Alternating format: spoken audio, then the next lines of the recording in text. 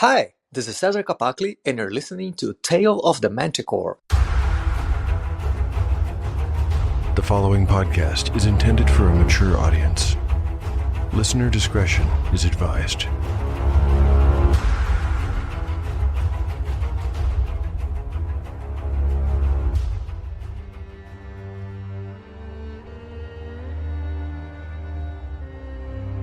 Welcome back to Tale of the Manticore, Season 3. Like the creature from which it takes its name, Tale of the Manticore is a mashup, a crossbreeding between two different species of storytelling. Here you will find the unpredictability of old-school paper and dice games with the storycraft of a dark fantasy novel. No character is sacred, and none will be spared if the dice decide their fate is at hand. According to lore, the tail of a manticore is barbed with cruel iron spikes. There will be much pain in the days ahead.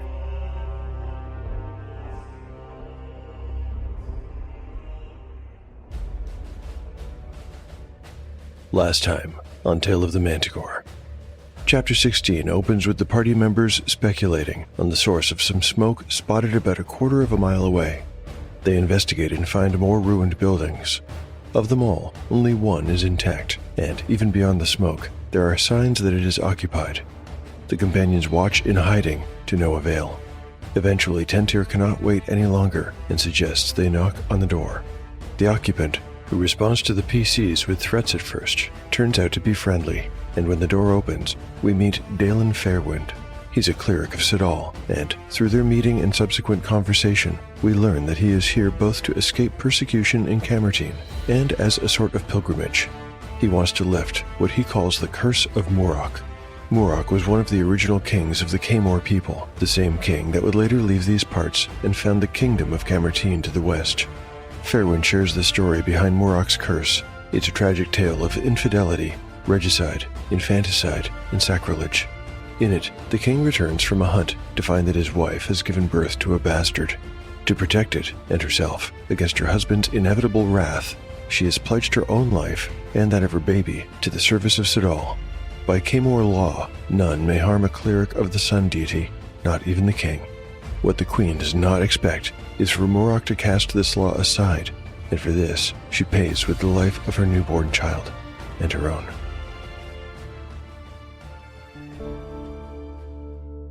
Chapter 17, Part 1, Day 16, Afternoon.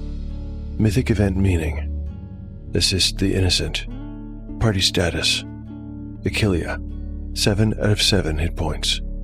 Cord, 5 of 11. Dureni, 9 of 9. Tentir, 6 of 6. Supplies: the companions have 5 portions of food and 21 of water. Spells available: Achillea has memorized Message ×2. Cord can cast Entangle and Locate plants and animals. Fairwind had just finished telling the tragic tale of Murok's curse. That's what history tells us, and it rings true to me. The Church of the Sacred Flame in Silmoral has, or rather had, an extensive collection of chronicles. I suppose they're all lost now. Fairwind smiled wistfully. Such a loss. What happened in Silmoral? Asked Achillea. You mentioned some troubles? Fairwind took a bite from his portion of the duck and chewed thoughtfully for a moment before replying. Great troubles. And not only for Sidal's faithful, but for all folk who value the good and the just. Achillea quickly translated for the sake of the elves and then turned back to Fairwind. Go on. The king, Kulfri was his name, was a very bad king. The people called him Kulfri the Terrible, and for good reason. He was petty, sadistic, prideful. He fell ill and disappeared for a while. Then his new wizard, the Archmagus Orla, brought him back from the brink of death, and even to this day, cares for him. It is said the king will tolerate the company of no one else. He never leaves his bedchamber, speaks exclusively through the wizard, who acts as a de facto king in his place. The cleric took another bite and swallowed hard. Things got much worse upon Kolfri's return. It was as if only those worst elements of his nature survived whatever illness befell him. He was crueler than ever before. The city began to suffer, the gates were shut, no one was allowed in or out. People went hungry. The Cathedral of Vesseluna was closed, and the priests fled in fear of befalling the same fate as the followers of Sidal. What happened to the followers of Sidal? Our church had already been closed, and its members imprisoned. None of them were ever seen again. I was one of the lucky few who avoided capture. How did you manage that? Sheer luck. I happened to be away on pilgrimage when the arrests happened, and when I came back, there were chains on the doors of my church, and a notice of arrest had been posted. I fled to Mirapool, where a smaller church of Sidal was still operating, but I knew my days of freedom were numbered.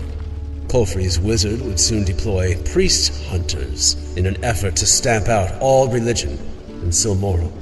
These were hard men, mercenaries, broken-handed survivors from Nippur.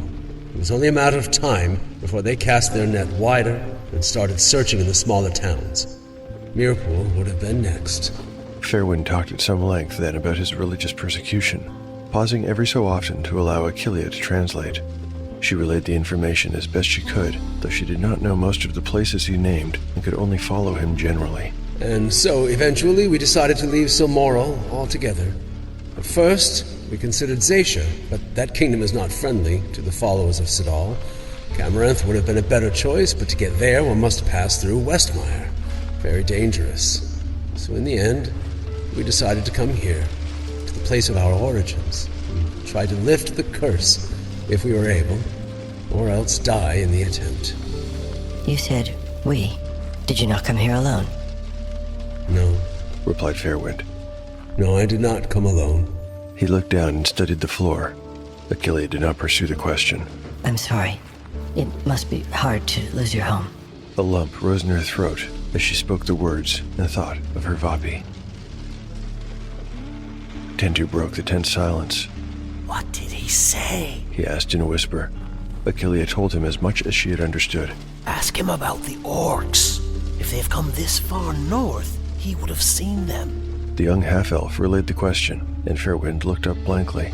Orcs? Around here? No. The orcs would not dare to. No, there are far worse things abroad during the night than them. When we were outside your door, you said you could get no respite from the wicked. What kind of creatures roam this land exactly? Fairwind stood up and paced back and forth across the floor as he spoke. The accursed. The undead. But only at night. Never during the day. They seem to avoid this place. You see, it used to be... A chapel, said Achillea, finishing his sentence. Yes, that's right, but how did you come to that conclusion? the shards of glass on your table, they are from a stained glass window, are they not? Indeed, they are. But again, how did you know? Achillea decided to take a risk. She opened her satchel and rummaged around for a moment before pulling out her bundle of clothes. These she carefully unwrapped to reveal the jet and turquoise skull they had found in the ogre's cave. Good heavens, said Fairwind. You know what this is? Asked Achillea. It is a relic from these ruins. You have never been here before, have you? However did it come into your possession? We encountered a horrible creature. We think it was an ogre, some 30 or 40 miles to the south. This was in its cave, a part of its treasure. Fairwind seemed to see the party in a new light, and his gaze darted between their various weapons. Oh, it would seem to me no mean feat to divorce an ogre from his treasure. Did you... We killed it, yes, though it almost split cord in two before it fell. Oh, good heavens, Fairwind repeated. May I take a closer look? Of course. Achillea handed him the small skull. I've read about this kind of thing in Zygog's histories. That's where I learned about the curse of Murok as well. It is an exceptional set of volumes. I thought it looked like a child's skull, but what's it for? Asked Achillea. It is. It's the skull of a prince. Began Fairwind. His name was... The cleric closed his eyes once again, but this time in an effort to remember. Learhain. That was the name. Prince Learhain. He died of some disease or other when he was just a boy, and it was a tradition of the Caymores to decorate the skulls of the deceased, only if they were of royal blood, of course. If you found this one so far to the south, that would seem to indicate that tomb robbers have already been here. Perhaps that is why the dead are restless. Achillea wanted to know more about the restless dead. You've seen spirits walk abroad. Only at night. But they won't enter this place, as I am a priest of Sadal, and by law no Caymor may harm one of the sun god's servants, neither peasant nor warrior nor king. This injunction, I believe, persists beyond the grave. And what do these spirits look like? Fairwind's brow lifted at the question. They are the living skeletons, risen from their graves. Their bones are attached neither by muscle nor sinew, yet they hold together as though a body of flesh surrounded them. They all look this way? Achillea pressed. You seem to be searching for a specific answer, Achillea. Suppose you tell me what you are hoping to hear. Now there seemed to be no other choice. Achillea told him all about her dreams, including her brief communication with the dead prince, Learhain. So, you actually spoke with him? With the prince? Fairwind was filled with wonder. Not precisely, but we exchanged words after a fashion. I knew it was more than a dream. What secrets might the dead share? Breathed the cleric reverently. Perhaps it would be best not to know. Learhain only wanted to tell me that he thought he was dead, and that he needed help finding something. He said I was there to take him home. I'm still not sure what to make of that. Surely the castle was his home. The restless dead. Sometimes a spirit can become trapped in the living world if their remains are disturbed. But you are certain you have not seen him? No, not as you've described him, no. The damned souls I have seen belonged, I believe, to those who were once commoners, Murok's subjects. I would help this spirit if I knew how. Thus the wheel of destiny turns, Was Fairwind's cryptic reply. Achillea, your being here was preordained, inevitable. Your purpose here could not be clearer. I don't understand. What purpose? Fairwind's eyes were bright. Don't you see? Sadal has sent you here to help this lost soul find what it seeks, and to help me lift the curse.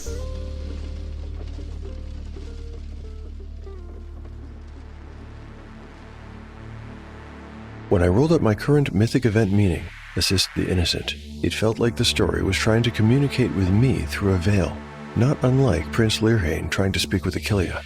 Now that the potential quest to help the spirit is on the table, it's time to roll for a new event meaning.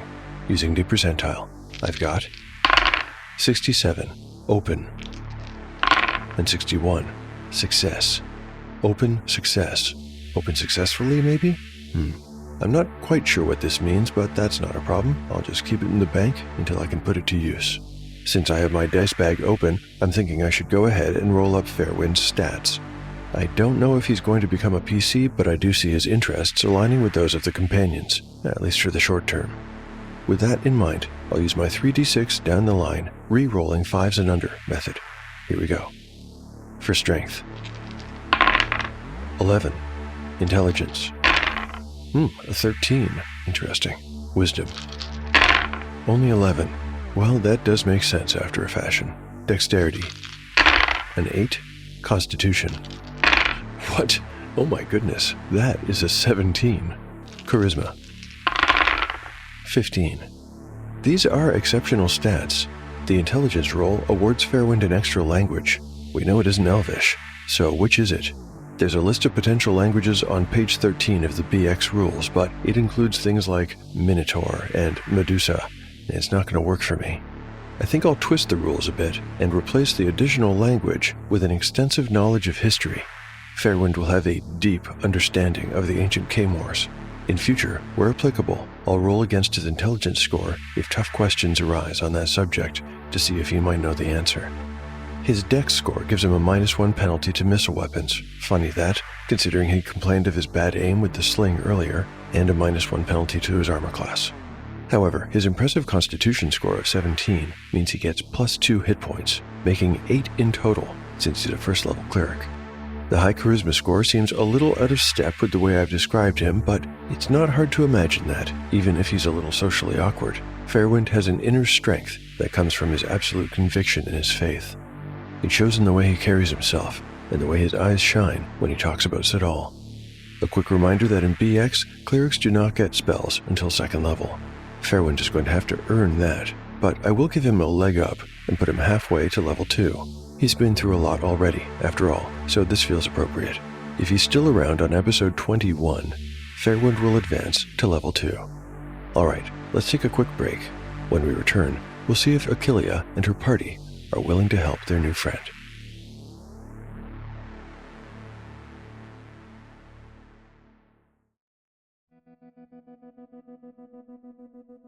Chapter 27, Part 2, Day 16, Afternoon.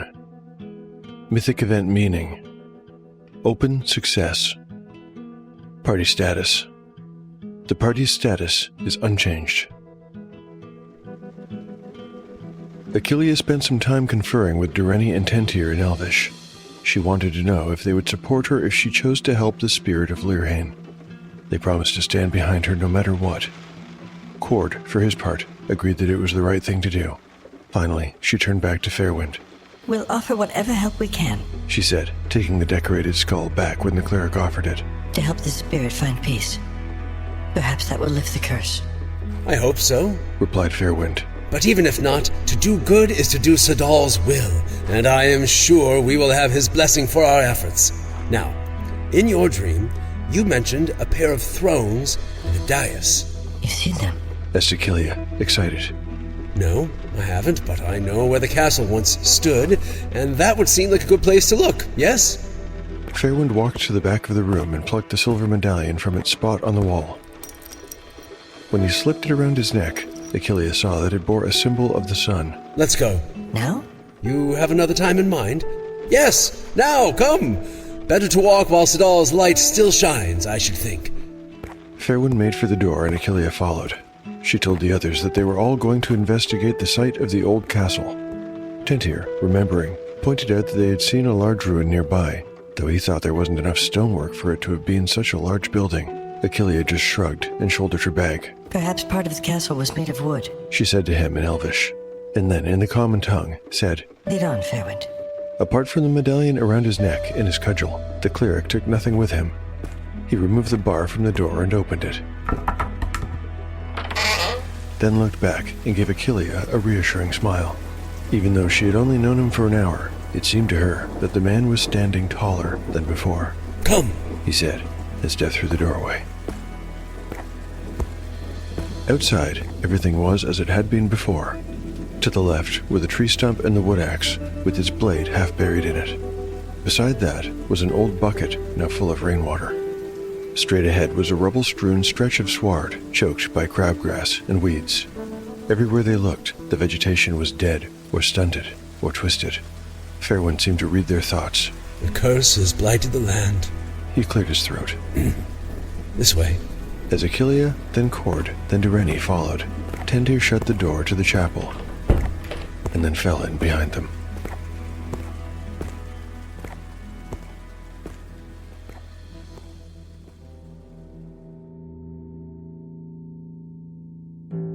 Dramatis Personae. Tentir. The door shut with a bang. He was to spend the next 4 hours alone in this little bedroom as punishment, and he knew he deserved it. Strict discipline for elven children was commonplace, but it was somewhat rare for boys of his age who were considered young adults. The look in his father's face was still vivid in Tentir's mind's eye. It was an expression of frustration and disappointment, more than anger. Tentir, I just don't know what to do with you. Why do you insist upon acting this way? His father had said in a heavy voice. He was referring to Tentir's latest rebellion, talking back to Elder Valkeen, or, more precisely, showing a lack of proper respect. These little incidents were becoming commonplace, and his father was growing more and more upset. You bring shame upon our family each time you do this. What do you have to say for yourself this time? Tentir had replied with stony silence and what he thought was a withering look. In truth, it had only made him look peevish. I suppose there's nothing further to say about it. Sit here and calm yourself. Think on what you've done and why it upsets your mother and me. Perhaps, when I come back, you will see the error of your way. Tentir had felt his face flush with shame. Bringing up his mother's feelings was a low blow. As the hours passed, with nothing else to do, he did reflect on his actions and his motives. Where did his anger come from? What did he hope to accomplish by making himself a problem in their little community? The other boys his age did not behave this way. They were all perfectly happy to follow the rules. Conformity was highly valued among elven society. Why did he insist on sticking out so much? The nail that sticks out gets hammered down, He muttered to himself. That was another of Elmir's favorite proverbs. Tentir's major outburst against his archery teacher was yet several weeks away, and it would land him in serious trouble. Today's offense had not been so egregious. He had failed to use the proper honorific when addressing Valkeen. The omission had been purposeful, and it had been noted. The slight was over something the elder had said that Tentir disagreed with. Currently, Tentir was having trouble remembering what it had been, so he couldn't even justify his actions to himself. When are you going to learn how to put the tribe above yourself? His father had asked him. Tentir knew that his actions were selfish and that they reflected poorly on his family, but for some reason he kept on doing things like this and drawing attention to himself. Eventually, his punishment would be something worse than spending a day locked in his room alone. In his heart, Tentir knew what the problem was. He was meant to be like everyone else, the same as everyone else, but he felt different. His father and mother didn't understand. They and everyone else were trying to force him into a mold. Everyone except Irene. His brother and no one else accepted him for who he was without conditions. It was ironic because Irene had never had trouble fitting in. Tentir's problem was this. In his heart, he wanted to be something special, but specialness was not encouraged among the elven people. He craved adventure, but routine and repetition were held in higher esteem than excitement. He didn't know why, but Tentir had always felt as though he needed to prove himself. Becoming a hunter was all well and good. Tentir was as skillful a shot as Direni with a bow. But this was not enough. He yearned for something more, a life outside the ordinary.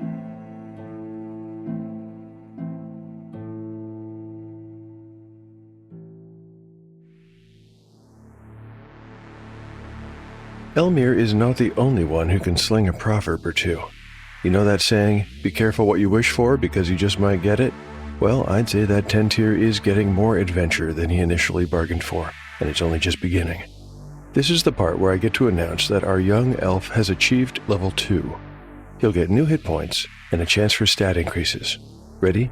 Let's go. For hit points, I'm using a d6, rolling. A 4 is a good roll. I'm happy with that. He goes from 6 to 10. Next up are chances for stat increases. I'll go down the line, rolling this d6. If I get a 6, that stat will get a bump. Strength. A 1. Intelligence. Oh, a 6. Achillea must be rubbing off on Tentir. 10 goes to 11. Wisdom. A 3. Dexterity. A 6. Yes! That's right where it counts, too. 13 goes to 14. And while the mechanics are not affected, he's that much closer. Constitution. 6! Wow, it is super rare to get 3 6s in one level up. 11 gets increased to 12. I don't think I've ever gotten 4 6s in a level up. Is this the day? Charisma. A 3.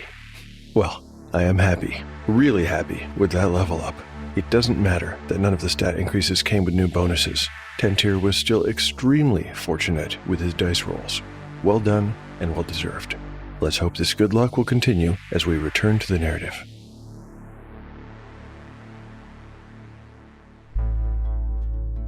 Chapter 17, Part 3, Day 16, Afternoon. Mythic event meaning, Open success. Party status. The party status is unchanged, with the exception of Tentir's hit points, which have gone up to 10 out of 10. Achillea stepped around a broken and moss-covered column. Although she didn't recognize the courtyard from her dreams, She deduced that that's where she was. If she was right, then Fairwind, just ahead, was close to the castle proper. What's interesting? Mused the cleric. I'm sorry, what are you referring to? The Will of Sadal, I mean. Came the reply. The cleric pointed out an exposed root with the cudgel in his hand. Mind a step. King Nurok was guilty of 5 unforgivable sins on the day he drew Sadal's curse. He slew 3 of the divinely anointed, he committed filicide, and also regicide, since the infant, bastard or no, was the lawful heir to the throne. Was the murder of his wife not also regicide, making the sins total 6? Asked Achillea. According to Kamor law, a man had the right to take the life of an unfaithful spouse. Came the grim reply. But it is interesting that Sadal chose to curse the land and not the king. In the end, Nurok was driven away from here, but his life went on, and by any measure, he was very successful. He founded Camertine, after all. How large was this land? Achillea wanted to know. Not so large. It's bordered by the river to the south, east, and north, and the west extends to the edge of yonder woods. The whole village can be crossed in 20 minutes or so. But you will notice that very little grows and nothing flourishes within. The grass is choked by weeds and brambles, the trees are stunted and sickly, virtually no animals will enter. In fact, your bird is the first one I've seen in Kamor lands. Other than the duck. Achillea corrected. No, the duck was in the river, which I would say is outside the borders. No, everything within is blighted, with the possible exception of the church. Possible exception? I'm not sure how much longer I will be safe there. Perhaps if I could restore it fully. One day I should like to do just that. You'd need a stonemason for that, I should think. I would, but at least there will be no need to quarry any stone. Fairwind used his cudgel to point at a jumble of large square-cut blocks from the former castle. Presently, they reached the outline of some walls that had sunken into the earth. It was almost like walking on a map outline, for only the foundations and some broken floor tiles remained. Here's where the outside door would have been. Fairwind observed. And here's a broken arch and a corridor. It's that way. Said Achillea, interrupting and moving to stand beside the cleric. You've been here before, haven't you? In your dreams? Yes, I think so. Over there is the throne room. We'll find a dais. Achillea took the lead and followed the outline of corridor walls to their end. Beyond, almost completely swallowed up by the ground, she found it. The dais was almost invisible under a thick covering of moss and bramble. This is the place. She breathed. You're sure? I'm sure.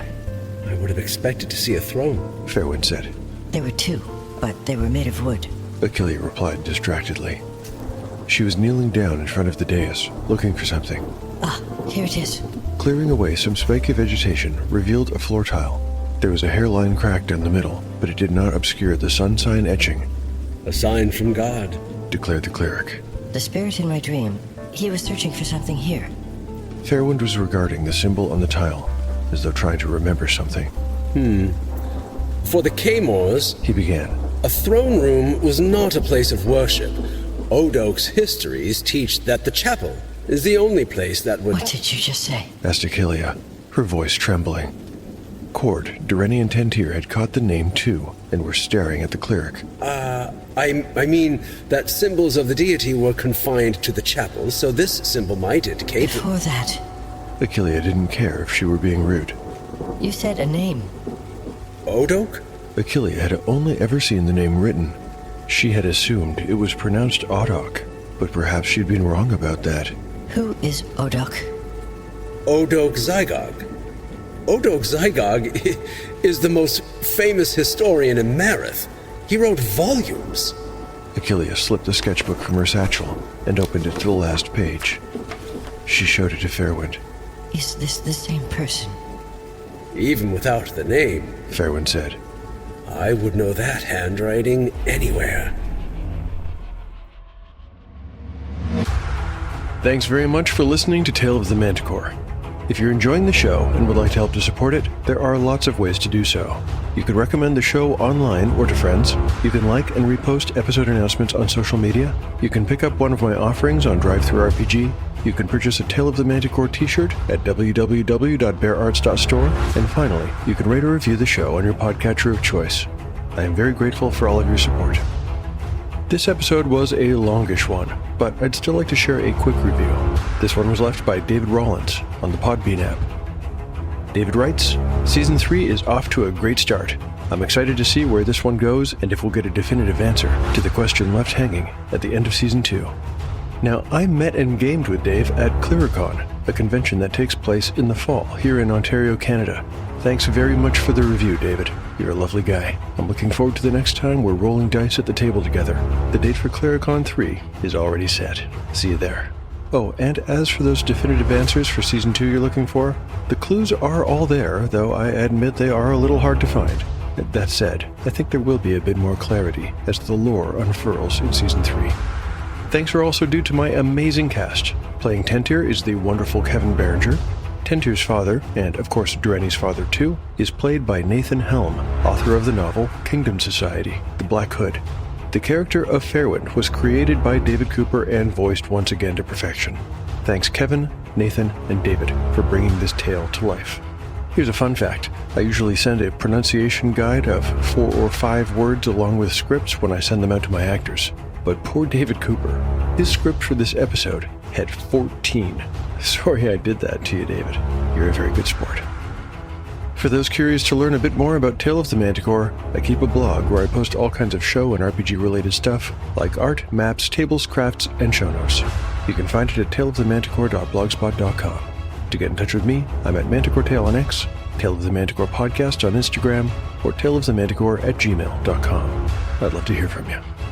The adventure will continue on the next episode of Tale of the Manticore, the story where chaos rolls.